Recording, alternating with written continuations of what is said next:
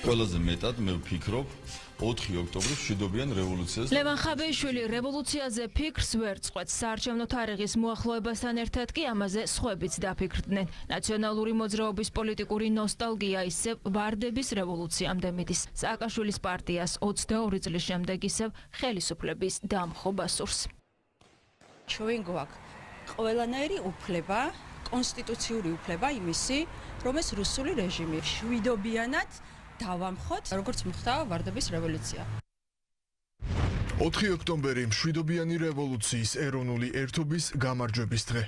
ყველაზე აქტიური მაინც ლევან ხაბეიშვილია. ნაციონალური მოძრაობის ყოფილი თავმჯდომარე მხოლოდ სატელევიზიო განცხადებებით არ შემოიფარგლება. ქუჩაში ხალხის გამოყვანას სოციალური ქსელითაც ცდილობს. მხარდამჭერებს უმტკიცებს, რომ 4 ოქტომბერს უპირობოდ გაიმარჯვებენ.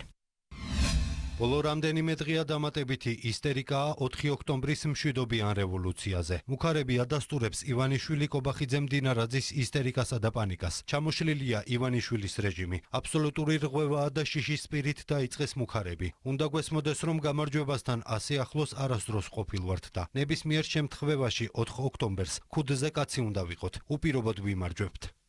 თუმცა ხაბეიშვილის გამარჯვების ოპოზიციაშიც კი არ სჯერათ. არჩევნებში მონაწილე პარტიებიდან დღეს ნაციონალურ მოძრაობას უთხრეს, რომ რადიკალური ქმედებებით სასურველ მიზანს ვერ მიაღწევენ.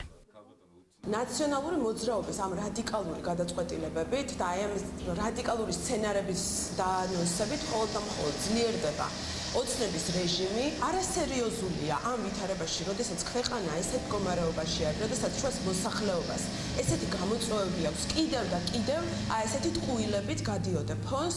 ნაციონალური მოძრაობის რევოლუციურ სცენარს რომ განხორციელება არ უწერია, ამაზე მმართველ გუნდშიც საუბრობენ. ოპონენტებს კანონზეც მიუთითებენ და მის ფარგლებში დარჩენას ურჩევენ.